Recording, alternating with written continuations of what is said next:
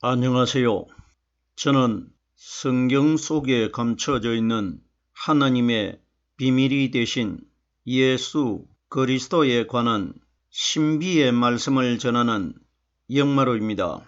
오늘은 신약 성경 마가복음 5장 25절 한 구절 말씀 속에 기록되어 있는 12해를 헬류증으로 앓는 한 여자라는 제목의 말씀을 통하여 성령 하나님께서 우리에게 가르쳐 주시는 말씀의 깨달음의 은혜를 받고자 합니다. 그럼 마가복음 5장 25절 본문 말씀을 열도록 하겠습니다. 12해를 헬류증으로 앓는 한 여자가 있어.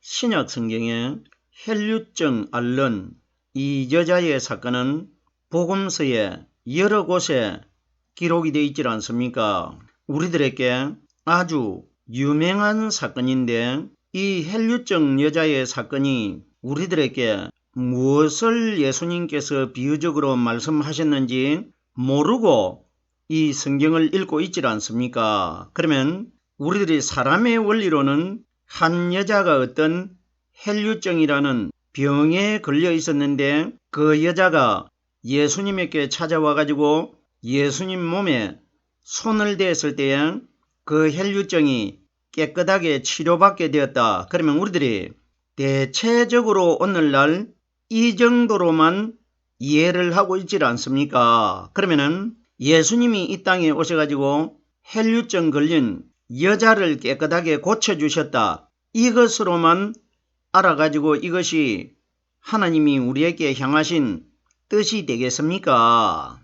하나님은 어떤 사람 개인이 예수님을 만나가지고 병을 치료받은 것을 기록한 것이 아니라 여기에 등장하는 헬류증 여인은 바로 오늘날 이 땅에서 하나님을 믿는 우리 신앙인들 한 사람 한 사람을 가르쳐 헬류증 여자로 비유하신 것입니다.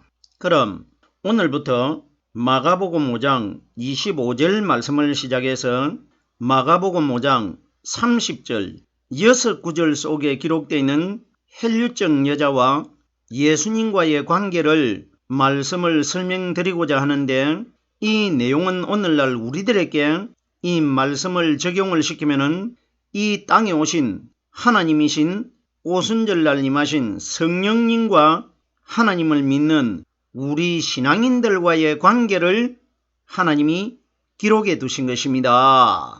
성경은 인류 전체와 하나님과 상관이 있게끔 말씀이 기록되어 있는 것이지 정말 예수님 시대 때에 헬류증으로 인해 가지고 12해 동안 고통받던 여자가 예수님을 만나 가지고 병이 치료받게 되었다. 이런 이야기 결단코 아닙니다. 성경이 가리키는 여자는 오늘날 이 땅에서 하나님을 믿는 우리 신앙인들이 남자와 여자, 성별의 관계가 없이 마지막 심판날 남자나 여자나 다 하나님의 신부의 대상이 되기 때문에 성경에 기록되어 있는 여자, 여인, 아내, 신부는 다 하나님을 믿는 우리 신앙인들을 상징적으로 기록하신 것입니다. 그럼 오늘 본문의 첫 단어에 12해를 하는데 그러면은 성경에 기록된 대로 말씀을 깨달아 보면은 이 헬류증 여자가 12년 동안 병에서 고통을 받고 그 병을 치료받지 못하고 있다가 12년째가 되는 날 예수님을 만나 가지고 치료를 받게 됐다. 이렇게 기록된 것 아닙니까? 성경에 기록되어 있는 12숫자는 오순절날 예루살렘에 임하신 성령이 제자 몇 명에게 임하셨느냐? 120명에게 임하셨습니다. 그러면은 오순절날 120명에게 성령이 임하시는 사건을 예수님께서 미리 전초전 그림자로 어디서 보여주셨느냐?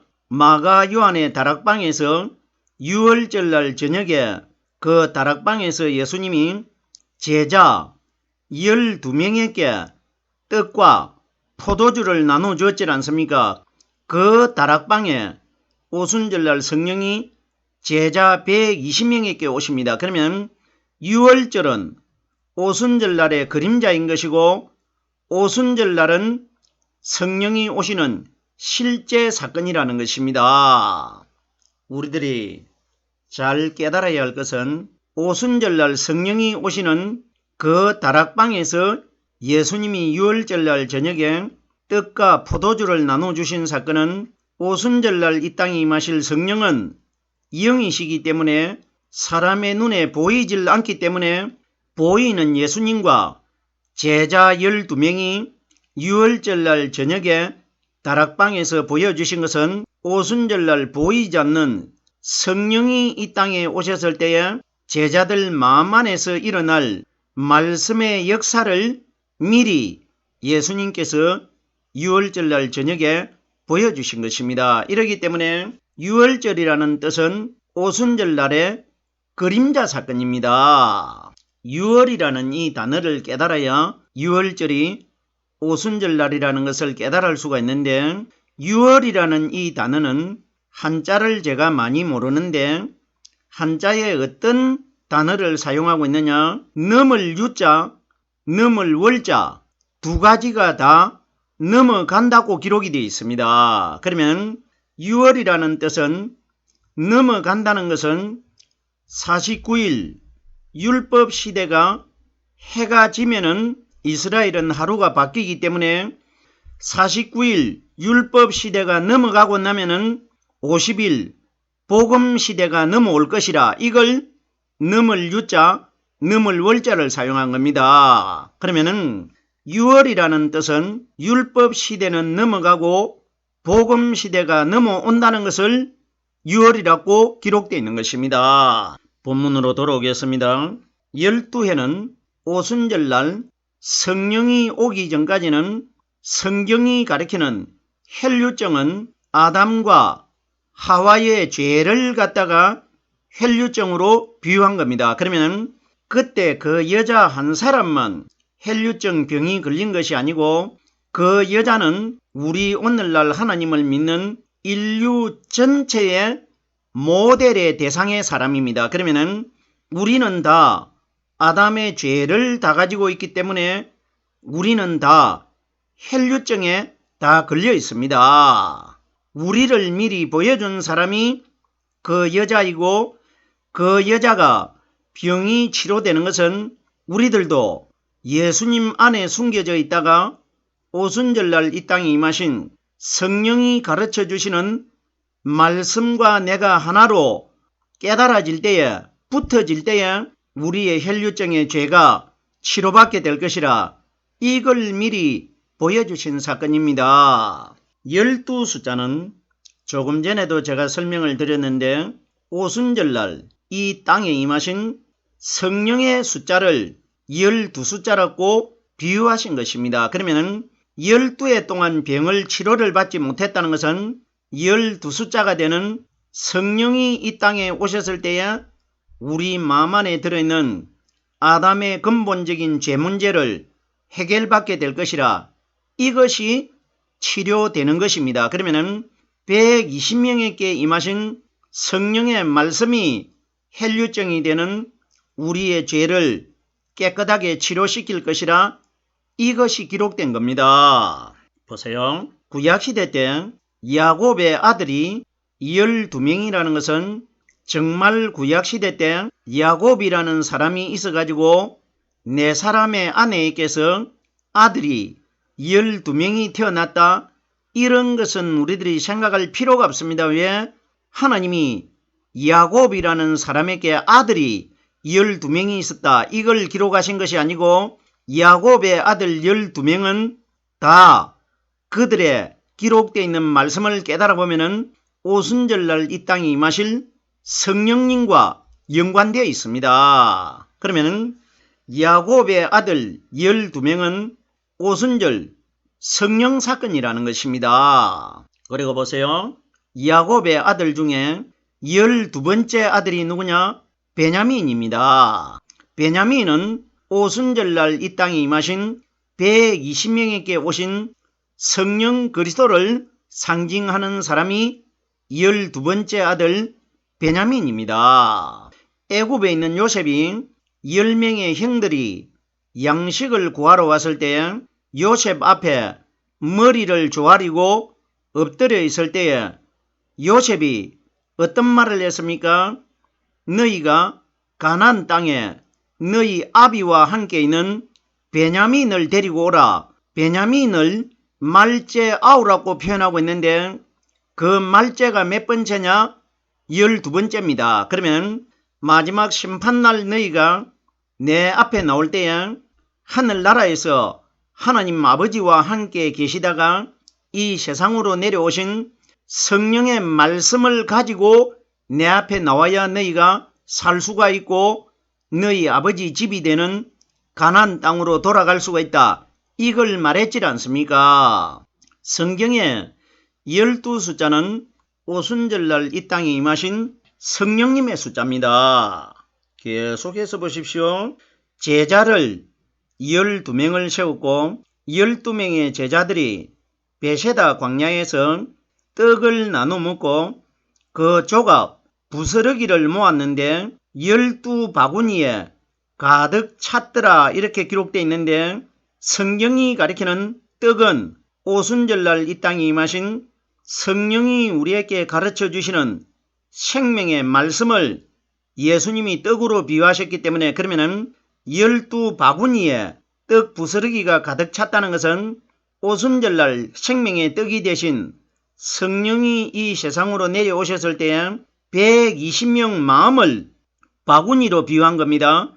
120명의 제자들 마음속에 생명의 떡이 되는 말씀이 가득 채워질 것이라 이 원리가 기록된 겁니다. 우리들이 정말 예수님 시대 때에 제자들이 사람이 12명이 있었느냐 없었느냐 하나님이 이것을 기록하신 것이 아니고 오순절날 이 땅에 임하실 성령 그리스도에 관하여 기록을 해 두신 것입니다.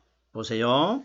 예수님께서 12살 때에 예루살렘에 유월절 행사에 참여하기 위하여 가셨다가 부모들과 떨어져 가지고 예수님을 잊어버렸을 때에 부모들이 3일 동안 찾아가지고 3일째 되는 날 예루살렘 성전 안에서 예수님을 찾았는데 예수님이 성전 안에서 무엇을 하고 있느냐? 랍비들과 둘러 앉아가지고 예수님이 그들 가운데서 말씀을 가르치고 있습니다. 이건 무슨 이야기냐? 예루살렘 성전이라는 것은 성령이 오순절날 어디에 오시느냐? 예루살렘에 오십니다. 그러면 성전은 고린도전서 3장 16절에 보면은 너희가 하나님의 성전인 것과 사람을 성전이라고 합니다. 그러면 12살 먹는 예수님이 성전 안에서 랍비들을 가르쳤다 이 이야기가 아니고 120명에게 12숫자를 가진 성령이 오순절날 예루살렘에 오셨다는 것은 성전되는 우리 마음 안에 120명의 제자들 마음속에 성령이 들어오셔가지고 말씀을 가르쳐 주실 것이라 이걸 미리 보여준 사건 아닙니까? 결단코 예수님이 12살 소년시대 때에 예루살렘에서 이런 사건이 일어나가지고 예수님이 유대의 랍비들을 가르치고 있다. 이런 이야기 결단코 아닙니다. 우리들은 예수님이 정말 12살 소년 시대가 있었느냐 없었느냐? 예수님이 정말 30세가 되실 때부터 천국 복음을 전파하기 시작했느냐 하지 않았느냐? 하나님이 이것을 기록하신 것이 아니고 기록된 이 내용을 통해 가지고 오순절날 이 땅에 임하실 하나님 자신과 무리들과의 관계를 가상적으로 사건을 꾸며셔 가지고 성경에 기록해 두신 것입니다. 성경에 12영도 나오고 12지파도 나오고 12살 먹은 소녀도 나오질 않습니까? 야이로의 딸, 제가 야이로의 딸에 대해서 12숫자와 어떤 상관을 가지고 있는지를 조금 설명을 해드리겠습니다. 보세요. 예수님께서 회당장 야이로의 딸 12살 먹는 소녀를 살리러 갈 때에 누구를 데리고 갔느냐? 높은 산에 올라가실 때에 베드로와 야고보와 요한 세 사람과 함께 높은 산에 올라가신 그 제자들 세 사람을 다시 데리고 야이로의 집으로 갑니다. 이때에 제자 3명과 마리아의 아들 되신 제자들과 똑같은 사람이신 예수님과 4명이 야이로의 집에 들어갑니다. 예수님이 야이로의 집에 갔을 때에 혼나하는 자들, 고가고 피리를 부는 자들이 떠들고 있을 때에 떠들지 말고 조용히 하라 이렇게 하면서 아무도 야이로의 딸이 죽어있는 소녀의 방에 들어오지 못하게 하고 그 양친 부모만 들어오게 합니다. 그러면은 그 소녀가 죽어있는 방이 집 아닙니까? 집은 옛날에는 흙으로 집을 지었지 않습니까? 그러면 흙 속에 예수님이 누구와 들어가느냐? 제자 3명과 양친 부모 2명과 예수님 자신 6명이 흙으로 만들어진 집 안으로 들어갑니다. 이것이 무슨 사건이냐? 이 땅에 오신 예수님이 언제 돌아가셨느냐? 6일째 되는 금요일날 돌아가셨는데 6일날 흙으로 만들어진 예수님이 아리마대 요셉이 파놓았던 흙 속 무덤 속으로 들어갈 것을 6명의 사람을 통해서 미리 보여주고 있는 겁니다. 자, 보세요. 6명이 들어갈 때는 살아난 사람들이 집 안으로 들어갔습니다. 이건 뭐냐?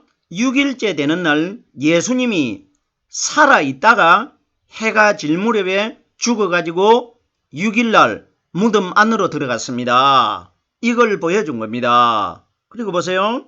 그 집안에 들어가니까 12살 먹은 여자아이가 숨이 끊어져 가지고 죽어 있습니다. 그러면 그 아이의 숫자는 몇 명이 되느냐? 7일이 됩니다.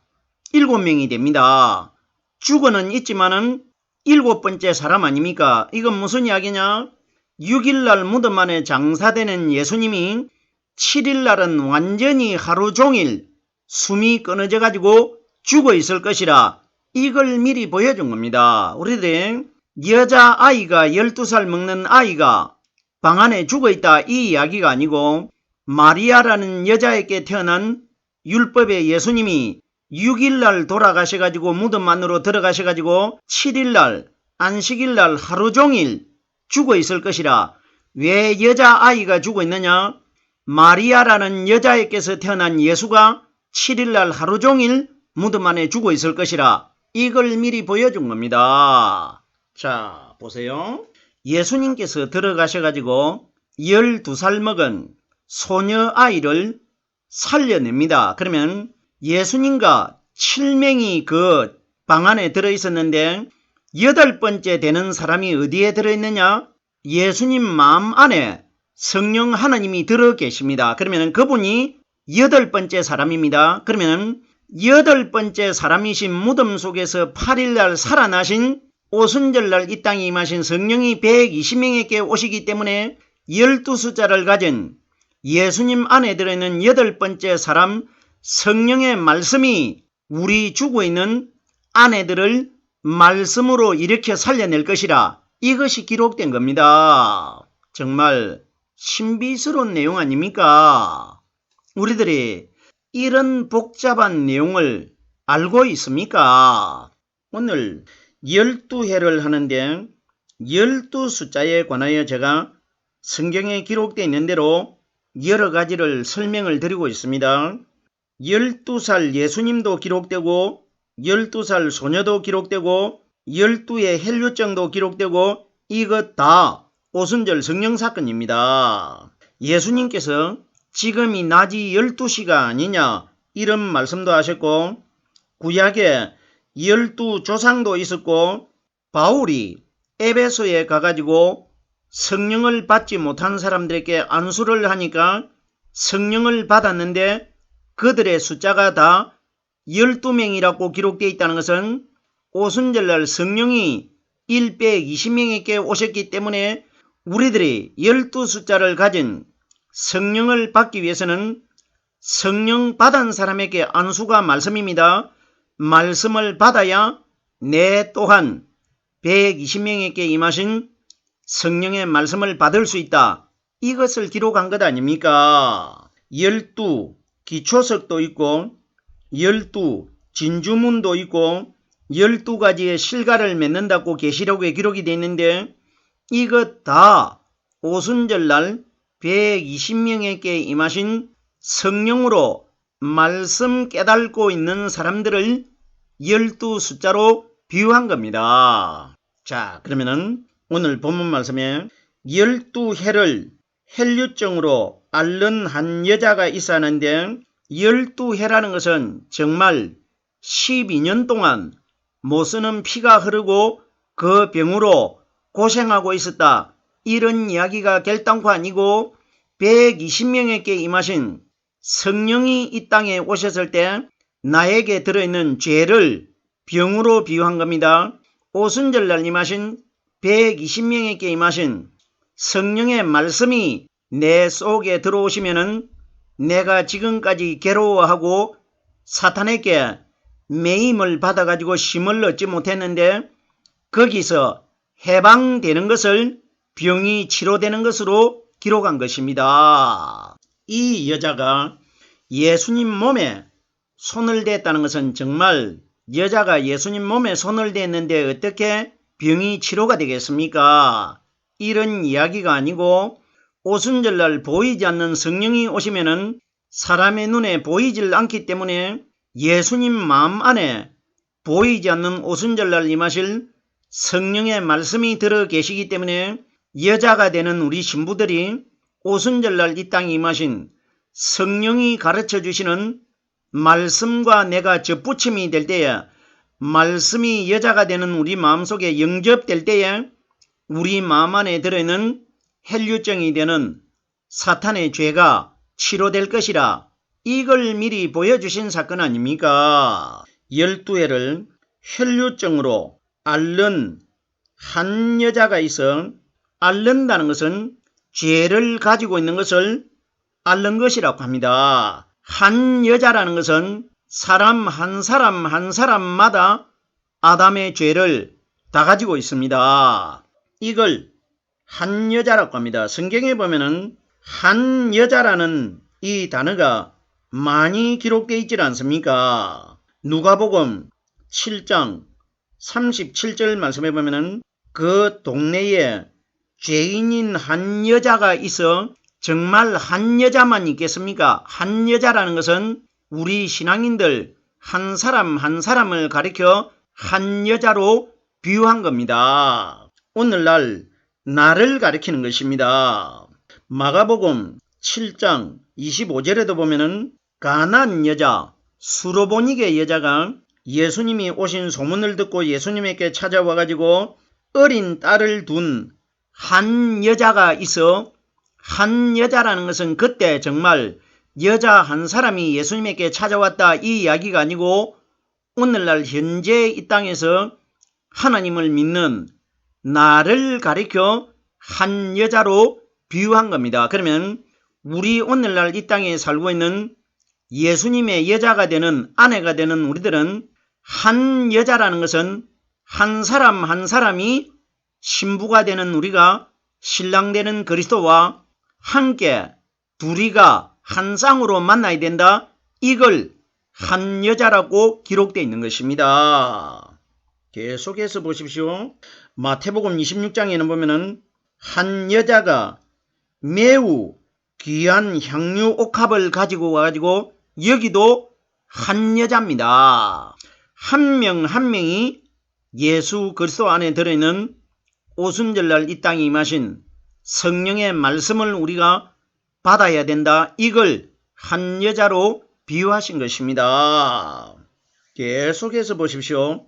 누가복음 13장 11절 말씀에 18년 동안 귀신이 들려 조금도 펴지 못한 한 여자라고 기록되어 있습니다. 마르다라 이름하는 한 여자가 자기 집으로 영접하더라. 누가복음 11장 27절에 무리 중 한 여자가 음성을 높여 말하되 전부 한 여자라고 기록되어 있다는 것은 여자는 오늘날 이 땅에서 하나님을 믿는 장차 그리스도의 신부의 대상이 되는 우리들을 여자라고 합니다. 그러면 우리들은 한 사람 한 사람이 신랑 대신 남편을 하나하나가 다 이렇게 만나야 된다. 이것이 기록된 겁니다. 오늘 제가 마가복음 5장 25절 한 구절의 말씀을 깨달아 보았습니다.